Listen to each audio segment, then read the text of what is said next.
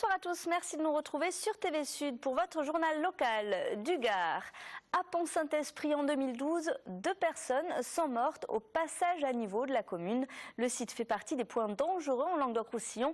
En France, l'an dernier, 33 personnes ont été tuées dans des accidents sur des passages à niveau. Des endroits signalés pour la plupart par une barrière et une alarme, mais ça ne suffit pas toujours. Reportage à l'occasion de la 6e journée nationale de la sécurité routière au passage à niveau. Alain Belon. Les passages à niveau sont-ils dangereux? En France, on compte en 2012 33 morts sur les 100 collisions dénombrées par Réseau Ferré de France. Ce sont parfois des accidents dus au passage forcé des barrières. Le Languedoc-Roussillon en compte pas moins de 676. Tous sont sur surveillance, mais 13 sont inscrits comme à risque et font l'objet de plusieurs études comme celui de Pont-Saint-Esprit, situé avenue Kennedy, où il y a eu 2 morts en 2012. On a plusieurs solutions, soit on renforce la sécurité, mais l'idéal, c'est bien entendu de les supprimer.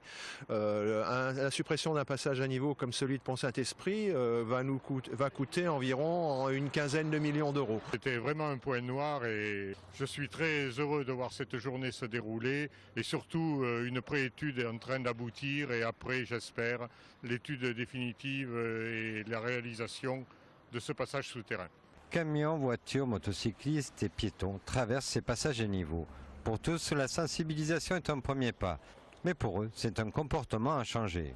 Je passe souvent, je vois souvent des bêtises, des gens qui font des bêtises dessus. Et ça fait peur. On a les feux de chaque côté dans ce cas-là, et donc il y a toujours des ralentissements et ce passage à niveau est dangereux. Ouais. Même s'il y a la sécurité de façon comme les barrières et compagnie, il y en a qui passeront toujours de toute façon. C'est pas normal. En 2013, il ne devrait plus exister ce machin. Pour aider à changer ce comportement, de nouveaux radars vont être installés et constater les infractions. Cela coûtera une amende et 4 points moins sur le permis. Le procès de l'institutrice d'une école d'Arles s'est tenu devant le tribunal de Tarascon dans les Bouches-du-Rhône ce matin. Le 26 mai 2011, un élève de CM2 avait été retrouvé inanimé, pendu par son t-shirt à une patère dans le couloir de l'établissement. Le jeune garçon avait été exclu de sa classe 3/4 d'heure auparavant parce qu'il refusait de faire son travail. Au cœur des débats aujourd'hui, l'obligation de surveillance. Écoutez.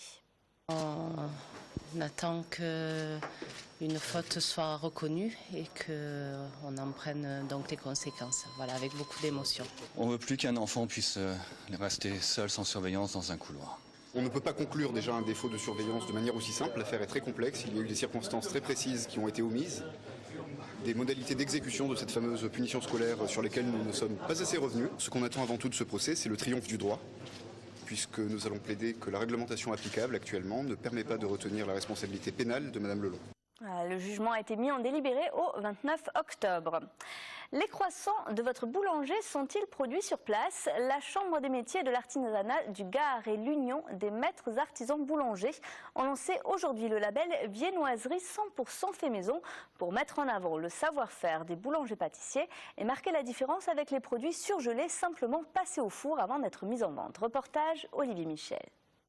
Voilà 29 ans que Bruno Martel est artisan boulanger à la Croix de Fer. Le matin, il se lève à 2 heures pour un rituel immuable, la préparation des pâtes, celle du pain, mais aussi celle de ses viennoiseries, parmi lesquelles le fameux croissant au beurre.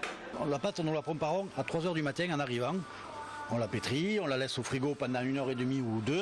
Là, je vais découper des bandes régulières pour pouvoir couper des triangles pour faire mes croissants. Qui vont être après roulés. Un savoir-faire qui correspond à un métier, celui de tourrier, mais un métier en voie de disparition face à l'industrialisation de la branche. Comme vous le voyez, il y a quand même, ça fait un ouvrier qui travaille pour faire des croissants, pour faire nos brioches, machin comme ça. Industriellement, c'est une chaîne mécanisée qui va sortir 10 000 croissants à l'heure, comme les machines elles existent, et nous on sort, je sais pas moi, 100 croissants à l'heure. C'est donc dans un souci de protéger la fabrication et de vanter le goût et la qualité des viennoiseries artisanales que la Chambre des métiers du Gard et l'Union des maîtres artisans boulangers ont créé le label Viennoiserie 100% faite maison. Dans l'industrialisation, on a l'uniformisation totale. Ça veut dire que le croissant que vous achetez en supermarché ou chez un artisan boulanger ou un point chaud, c'est tout le même. Donc nous, on veut combattre ça, on veut garder la diversité des produits, des goûts et des saveurs pour faire que le consommateur s'y retrouve au mieux. Sur les 394 artisans boulangers gardois, 24 ont pour l'heure obtenu la labellisation, dont Bruno Martel. De quoi rappeler à sa clientèle que chez lui, on s'affaire très tôt au fourneau et que l'on met la main à la pâte. C'est tout pour le moment. Passez une excellente soirée sur TV Sud. Au revoir.